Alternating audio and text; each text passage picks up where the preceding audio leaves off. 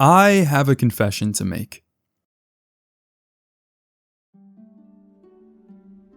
I am a Destiny player. Well, I was a Destiny player. Some of you may already know this from previous videos, but I used to be a hardcore Destiny player, playing almost non-stop since the Destiny 1 beta all the way back in 2014.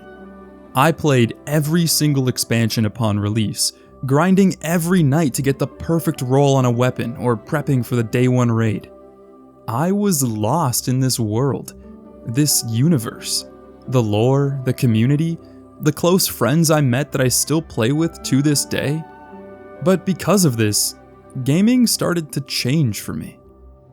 As the years went on, I started to dedicate more and more time to the game, passing up on countless other amazing games I wanted to play. Also, I could continue to keep up with Destiny. It was rare I would find myself playing anything else, and even when I would take breaks, they would never last very long, and I'd always come back. This hobby, these experiences that I loved, began to dull, and eventually, even Destiny slowly started to feel less and less like a vast and mysterious world to explore, and more like a checklist. Log in, do my quests and weekly activities, and log out. I would find myself constantly just sitting in front of my screen, staring at my game library, having no motivation to play anything. I still loved Destiny, and still enjoyed the rare occasions where I'd raid with all my friends or mess around in private matches. But after years of playing this game, I had become disenchanted. Then, on June 4th, 2024, the final shape released. Destiny 2's finale DLC for the Light and Darkness saga. This was the culmination of everything these games had built up, all the time I had spent in them. And it was at last my stepping off point. 10 years. For 10 years, I had loved and hated these games. And here was when I decided to finally click uninstall. Fast forward to 2025. This year was monumental. Not just for gaming in general, but for myself as well. I finally could focus on playing all of these amazing games I've been wanting to play for years, but also, to my surprise, enjoy all of the incredible brand new games, some of which I've waited years for, and some I never could have imagined how much they would affect me. Burnout is a very real thing, and despite my love for Destiny, finally stepping away from it is what reignited my passion for gaming.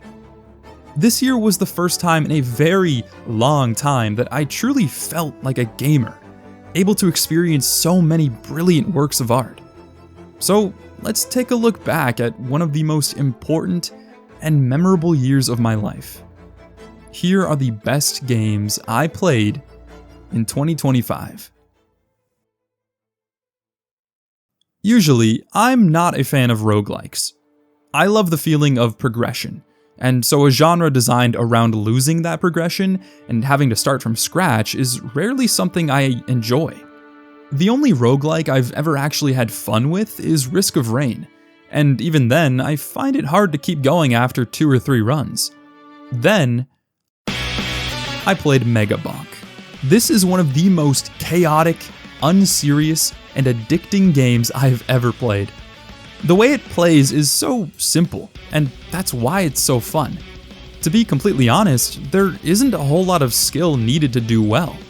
Instead, all you need is a good build in mind and a bit of luck. You don't attack in Megabonk. You kinda just run around and let your weapons and items do the work for you. It makes it more like a strategy game, or in some cases, even a platformer. This lack of agency over your performance may seem off-putting at first, but it's what allows Megabonk to be so easy to pick up and impossible to put down. You can just turn your brain off and watch the chaos unfold all around you. While RNG isn't everything, with many ways to get around it like banishing certain weapons or tomes, or the ability to refresh what upgrades you get when leveling up, the way RNG is emphasized still gives you that rush when you do finally get that legendary item. And this is all thanks to the contrast between this and this. One of the most important elements to any good roguelike are upgrades and abilities that actually impact your gameplay and feel like they matter. This is why Elden Ring Night Rain just didn't really hit for me. The upgrades and weapons just never really made me feel much different to before I got them. But Megabonk can turn you into an FPS killer in just minutes of gameplay. And what's even better is how it shows your progress visually. Damage numbers are huge and everywhere. When you have a weapon that shoots projectiles, you see every single one, even if there's hundreds. Hell, XP is shown as actual physical coins you pick up. This amazing visual design makes its way into the characters as well, with this dope-ass skeleton riding a skateboard easily being the best one, and you're wrong if you disagree with me. Megabonk is unapologetically a video game. It isn't focused on getting you immersed in its world or creating this intense, high skill ceiling and competitive atmosphere. It just wants you to have fun. And at the end of the day, that's what games are for. To have fun. This next game was actually the first game I played in 2025, being something I started at the tail end of 2024 and was a perfect start to the year. Indiana Jones has always been one of my favorite franchises. I watched the movies countless times as a kid, and even one of my first ever games was Indiana Jones and the Emperor's Tomb for the PS2. So when I saw that there was going to be a brand new Indiana Jones game, I was ecstatic. Indiana Jones and the Great Circle feels just like another film in the series, with some of the best writing and understanding of this character I've seen. It feels like it was made by real fans of this character and of these movies. But what I think really made this story land for me was Troy Baker's performance. This man's Harrison Ford impression is so on point, it's scary. It's not just the tone and sound of his voice, but the subtleties of how Indy speaks, his laugh, his yelling and grunting. It is astonishing the level of talent on display here, and they didn't need to use any AI for his voice at all, which is an instant plus. I was nervous at first about the game being in first person, and maybe it's because of my experience with the old Indy games, but it just didn't seem right for an action-adventure game like this. Thankfully, I think it worked out wonderfully, and if anything, immersed me even further. The puzzles felt more intimate, the combat more visceral. Something that really stood out to me were the dozens of different takedown animations, depending on what item you're using. You could use a sledgehammer, a shovel, a cane, or whatever other random item you can get your hands on. This game isn't perfect, and in fact, I had quite a few issues with things like its stealth system or how easy many of the puzzles are. But it is so much more than the sum of its parts. As an action game, it's fine. But as an Indiana Jones game, this was the game I had always dreamed of playing. I never liked horror games, but Resident Evil 1 managed to show me the value they can have. Horror games can be so much more than just dark hallways and jump scares. I went into this game on a whim. A friend kept recommending this series to me, and RE1 just happened to be on sale, so I decided to pick it up. While I expected it to be a spooky game that hopefully wouldn't scare me too much thanks to the dated graphics, I didn't expect to get so invested in this mystery and this story. Something just kept pulling me back to continue exploring this mansion and figuring out the many puzzles, arguably my favorite part of the game. So many of them really made me think, leaving me to try all sorts of solutions and using different items. And every time I'd crack a puzzle, it just left me wanting more. But it was this contrast of satisfying exploration and puzzle solving, and the backdrop of an unsettling, empty mansion, never knowing what you might find around each corner, that made for an unnervingly addictive gameplay loop. I'm terrified to go down that hallway, but I need to if I want to solve this puzzle. Saving your game is limited through an item called an ink ribbon, making every time you progress turn into this little mind game of should I use it now or save it for later. But this also adds yet another item to handle with the already limited inventory space. So many typical game mechanics are completely flipped on their head and given a whole new context, especially played today where things like autosave are an expectation. Everything comes together to form that dreadful feeling of disempowerment and fear. Resident Evil 1 is a masterclass in survival horror, and is a series that I am excited to continue playing.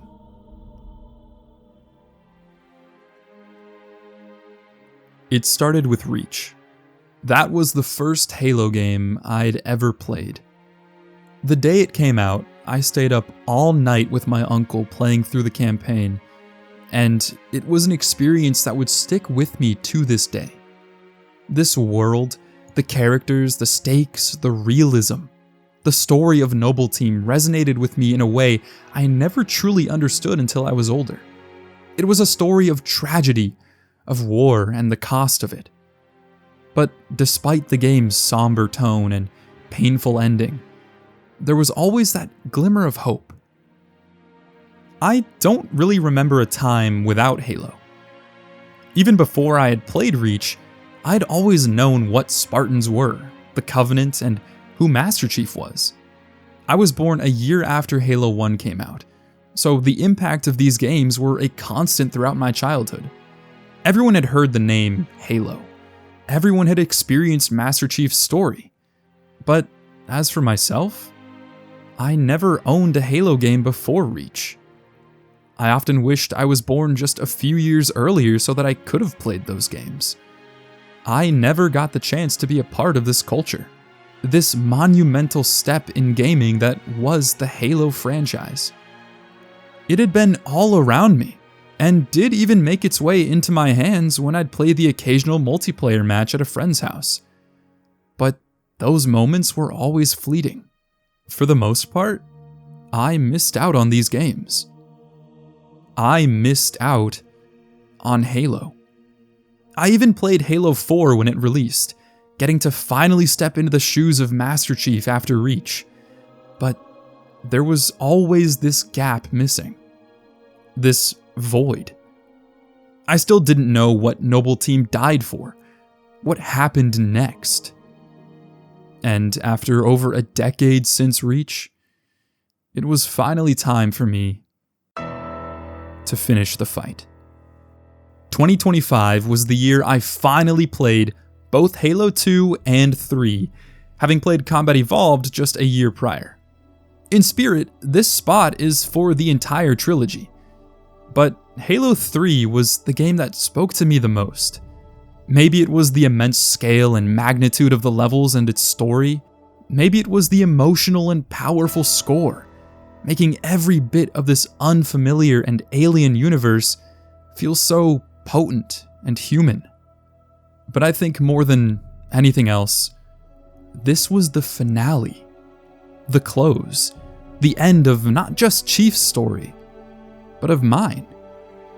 My relationship with Halo was abstract, incomplete, and finally, after all these years, I could finally finish what Noble Team started.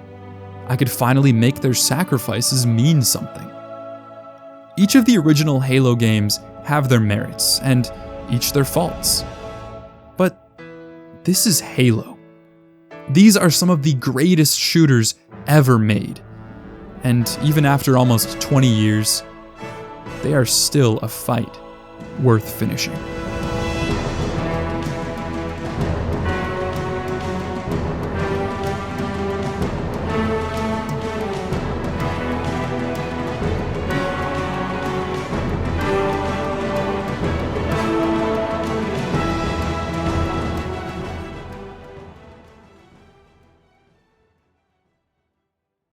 Every Souls game I've played has taken more than just one attempt to truly click with me. You'd think after the first experience of quitting a Souls game only to eventually come back and fall in love, I'd understand how these games worked and would just stick it out. But I always end up putting the game down and trying again another time. That never happened with Bloodborne. With this being the year I finally picked up a PS5 and could at last play all of these highly revered exclusives, Bloodborne was by far my most anticipated. I was awestruck by its dark, gothic horror art style and aesthetic. I mean, just this protagonist's design is enough to hook anyone. It all just looked and felt so cool. I couldn't help but watch hours of gameplay and lore videos before even playing the game. I had been invested in Bloodborne long before holding that controller. And with all the incredible things I had heard about it being the best FromSoft game, my expectations were through the roof. And while I don't know if they were entirely met, I came away feeling nothing but awe and a hunger for more. The game pushes you forward with a world wrapped in mystery. There's so much lore and plot to uncover, and yet it's never overwhelming. Don't think too hard about all of this. Just go out and kill a few beasts. It's for your own good. Despite all these strange and incomprehensible creatures, despite it feeling like the world as you know it is ending, getting darker and more malformed every hour, you only have one thing to worry about. You're just here to kill some beasts. And it makes for one of the most satisfying power fantasies I've ever played. The combat, having this fast-paced and chaotic finesse to it, makes you feel so much more powerful than any other Souls game. Rather than being at the mercy of an enemy's attacks and moveset, it feels as though it's your moveset that needs to be learned. You're the one in control. The rally mechanic is a perfect reflection of this. If you get hit, just hit them back and you'll get rewarded by regaining some of your health. This combined with all the extremely cool and unique trick weapons creates a combat system that, while not quite as tightly designed as traditional Souls combat, excels at creating this dance that sets itself apart from any other combat system I've ever played. After finishing Bloodborne, I can finally say, I get it. I understand why it's so adored, why the cope for a sequel will never end, because I want one too. While I don't think it's the best FromSoft game, it is absolutely the most striking. And now, after more than a decade since release, all we can do is wait and pray to someday once again rejoin the hunt. There is a complaint these days regarding games that are too story-driven, or cutscene simulators. Criticism has been thrown at these games for essentially just being movies, barely having any gameplay. And while this might be valid for some games out there, The Last of Us is a case against this complaint. Of course, a story as purely and authentically presented as The Last of Us would work wonders as a show or movie. I mean, just look at how well the show's adaptation turned out.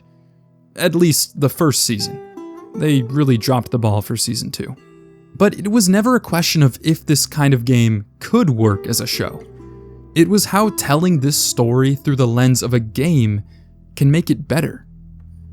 This was something I realized upon my first playthrough. I went into it having already seen the show. I adored the show, and honestly, it only made me want to play the game more. And despite this story game's plot already being spoiled for me, I came away from the game loving it far more than I ever did the show. Being the one with the controller, pulling the trigger, I grew to care far more for these characters than their counterparts. Games are often long commitments, being 10, 20, 40-hour playthroughs, and spending so much time not only with, but as these characters is just something that nothing but a game can pull off. But The Last of Us stands out for more than just its realistic characters and grounded story and performances. I was thoroughly surprised by just how in-depth its gameplay was, primarily the stealth. The limited resources and ammo pushes you to utilize this stealth system, sneaking around quietly, throwing bricks and bottles to distract enemies. It's always a fun challenge to try and take down every enemy without being seen, and things are just as exciting when you do get spotted. Due to such limited ammo, every single shot counts, which was a huge breath of fresh air from pretty much every other shooter I've played. And that's because despite this game looking like a shooter, looking like an action game, it is first and foremost a survival game. Something that fits beautifully next to its themes and story. The Last of Us ticked every box for me, and deserves every bit of praise it gets. But this game's quality isn't what surprised me. Its sequel did.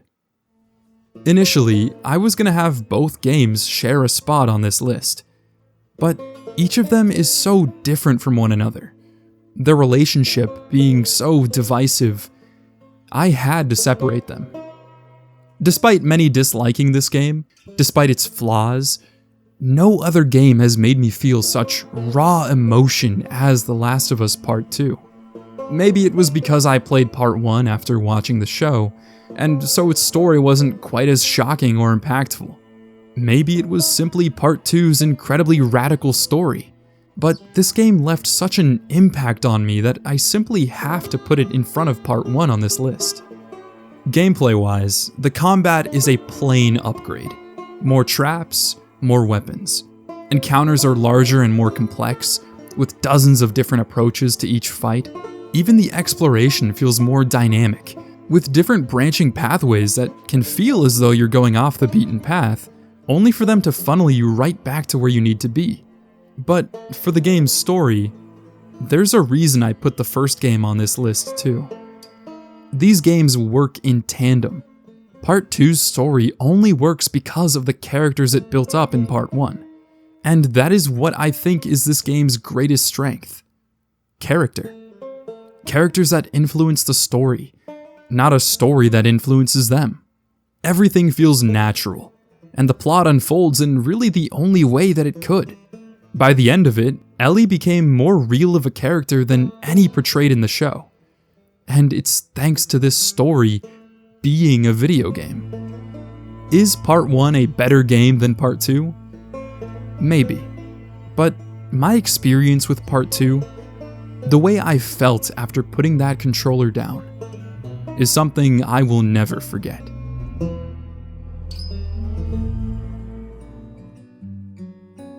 I played a lot of older games this year. Many of these were absolute titans when they each released, and yet 2025 turned out to be one of the best years for games in a long time. Clair Obscur Expedition 33 was a blindside. Nobody expected a game like this to not only exist, but to be so insanely good it would sweep the Game Awards in not just being the most nominated game ever, but also winning the most awards in the history of the event, including, of course, Game of the Year. I was skeptical at first.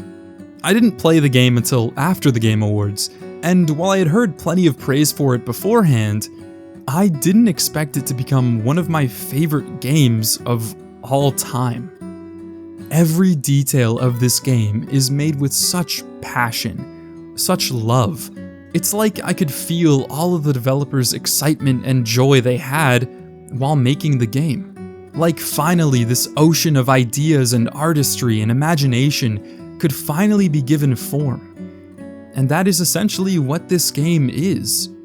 An ex-Ubisoft developer that left the company to pursue his own project. Something that never could have happened had he stayed. The art style is breathtaking, the soundtrack is heavenly, and the combat feels intense and reactive, with some truly jaw-dropping animations. While it is turn-based, it has real-time dodging and parrying, and when you parry a certain kind of attack, known as a gradient attack, you perform a gradient counter, which has some of the coolest and most fluid attack animations I've ever seen. But what carries this game to its highest heights is, of course, its story.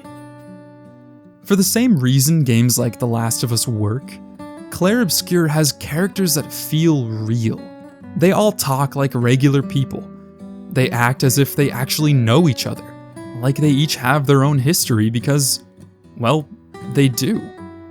This world feels so lived in, because these characters are the ones that have lived in it. Exposition isn't just thrown in your face. The game trusts its audience to put the pieces together and try and understand this world, which just leads to even more investment and getting you to care about this story. And assuming you do want to engage more with these characters, you have so many optional dialogues and cutscenes. Clair Obscur makes it so easy to fall in love with itself, to get lost in this expertly designed canvas of gameplay and narrative. It reminded me of the importance of art, the ability to immerse yourself in these worlds completely. It reminded me why I play games. If you haven't played it yet, or are still considering giving it a shot, this is where I tell you to stop what you're doing and just play it. Well, at least after you finish this video. Trust me, you won't regret it. If you couldn't tell by now, this list was very, very difficult to make. And despite so many other genre-defining games on here, Elden Ring, in many ways, is my perfect game.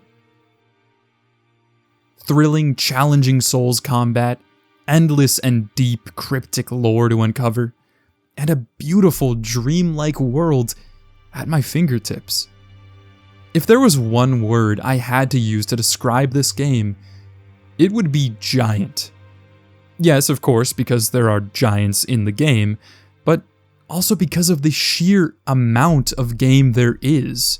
120 hours is how long I took to beat just the base game, and I still felt like there was so much more to it. I've talked at length about how in many ways, open worlds are the pinnacle of what games can be, and Elden Ring is one of the best examples of that. Exploration has two avenues, extrinsic and intrinsic. Extrinsic being when the game tells you or bribes you into interacting with its world, and intrinsic being when you choose to explore of your own volition. Because you're curious. Because you want to. And this is how I felt for the entirety of my playthrough. There's no HUD distractions, no constant pop-ups or NPCs telling you what to do or where to go. Just a stunning world and your own freedom. But a big reason this exploration works is because it's also rewarding. The map isn't just big for the sake of it. If you choose to go somewhere, you will almost always find something worthwhile. Maybe it's an NPC questline, maybe a secret boss fight. Even something as simple as some extra runes feeds into that loop of satisfying exploration. And this encourages you to take things at your own pace and just embrace the world around you. Don't worry about trying to beat that next boss. Try going in a completely different direction. Elden Ring was able to put a spell on me. It made me lose myself in this world for hours and hours on end. Sometimes when I play a game, I look toward the ending. I wait for whenever I reach the final boss and can finally say I beat the game. But Elden Ring was a game I didn't want to end. I wanted to stay in this world for as long as I could. Despite the game taking me over 170 hours to finish the base game and DLC, I never got tired of playing. Elden Ring is not perfect. Not every boss is unique, or even well designed. Not every area is filled with interesting content or meaningful lore. But you're not expected to engage with every single aspect of this game. It's giant. It provides far more than enough content to become lost for ages and still not see everything. And yet, I was still driven to see everything. It's like when you try to 100% a game, not because it's fun to do or the reward you'll get at the end, but simply because you owe it to that game. It's a way of respecting a game you love.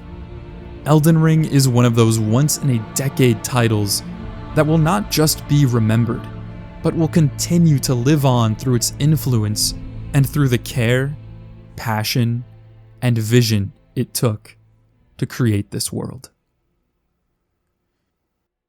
But what could be better than my perfect game? How could this incomprehensible masterpiece of a fantasy world not be number one?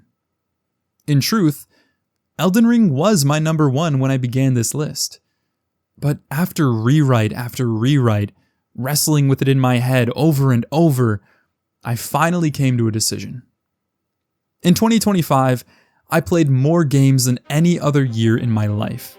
Games I'd been wanting to play for years. I had countless late nights with friends playing whatever the new Friendslop game of the month was. I played games I never even saw coming. But I also played Hollow Knight Silksong.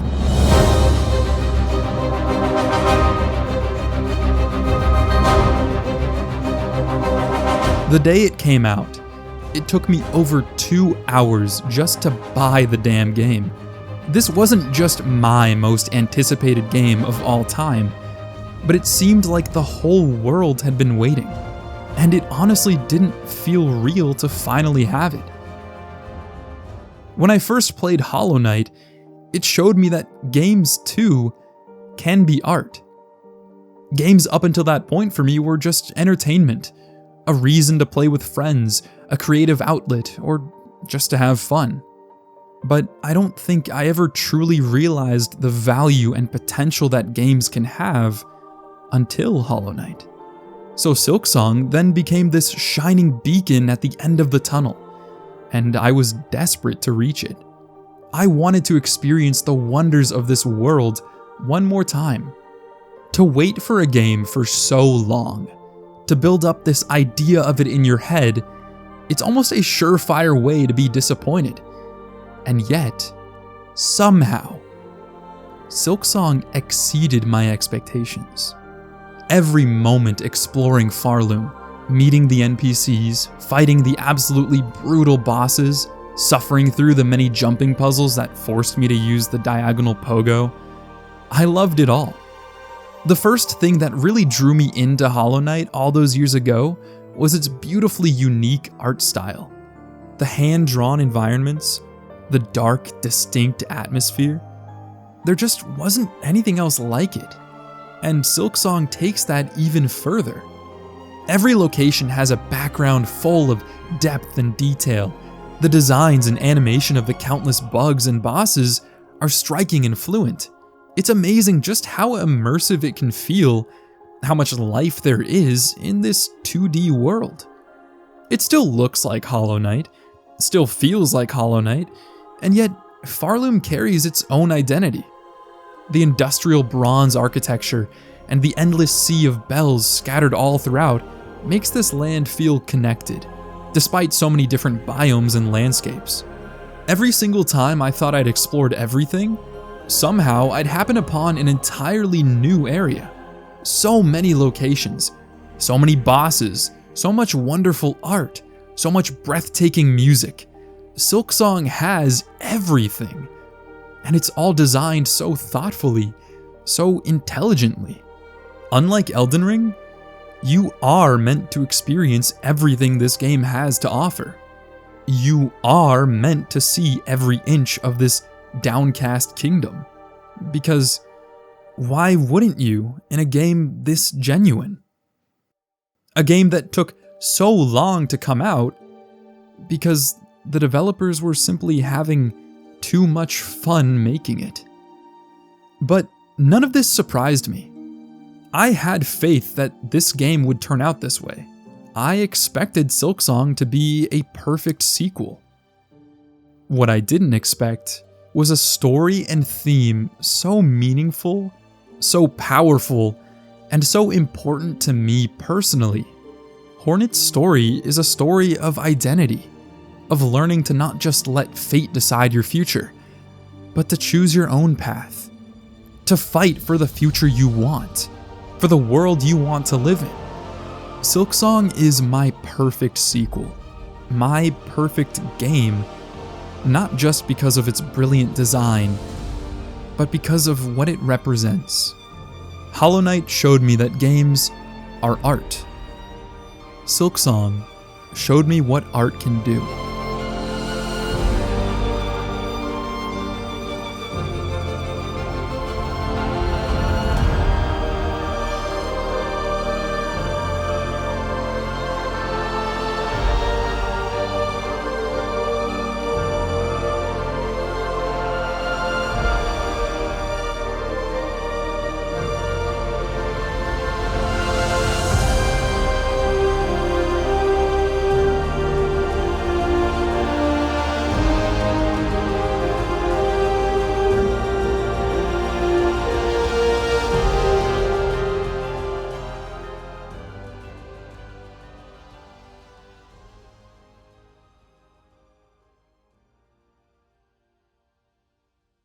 Of all the years to play each of these absolute behemoths, of course I would choose the one with Silksong and Expedition 33.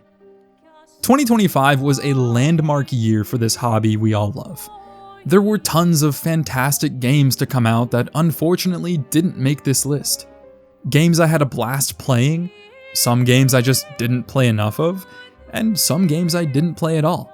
But I felt that rather than limiting this list to just games that came out in 2025, I would include every game that I played this year to add a bit more mystery to which games would be included. 2025 was a year of experiences and learning for myself. I really wanted to take the time to appreciate every game I played, and think about where to go from here. Despite that seemingly negative intro, I do still love Destiny. In fact, I'd likely still be playing it if it weren't for this whole YouTube thing, even though Destiny is at a bit of an all-time low right now. A big reason I played so many games this year was to broaden the games and topics I could talk about in videos. Obviously, I still wanted to enjoy and experience them for myself, but something I've learned over the past year and a half I've been making videos is that I really love doing this. The name of this channel, Ember's Journal, is named that for a reason. Each and every video is meant to be, in a sense, a journal entry. An opportunity for me to pour out my thoughts and feelings, to understand better and connect with the games I play, and to share it with all of you guys. So, thank you. Thank you for every like, comment, every video you've clicked on. You're helping me make my dreams come true.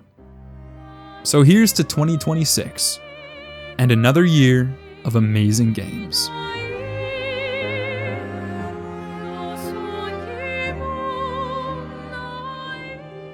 Welcome to the end of the video. Thank you very much for watching. This video was originally meant to come out in January, but I unfortunately ran into some computer problems. One of my drives just decided to explode. And that, along with the fact that I didn't actually beat Expedition 33 until around midway through January, this video released a bit later than I wanted it to. But not to worry, I've got plenty more videos in the works coming very soon. And if you want to get ahead of the curve and get access to early scripts or future video topics, then consider heading over to my Patreon. There you can get all of that along with my exclusive podcast only on my Patreon. A big thank you to everyone who supports me over there. You guys are the best. Lastly, join my Discord. There we have a huge community of people that all love to talk about games, and it's the best place for updates on the channel and future videos. Thank you again very much for watching, and as always, my name is Ember, and I'll see you next time.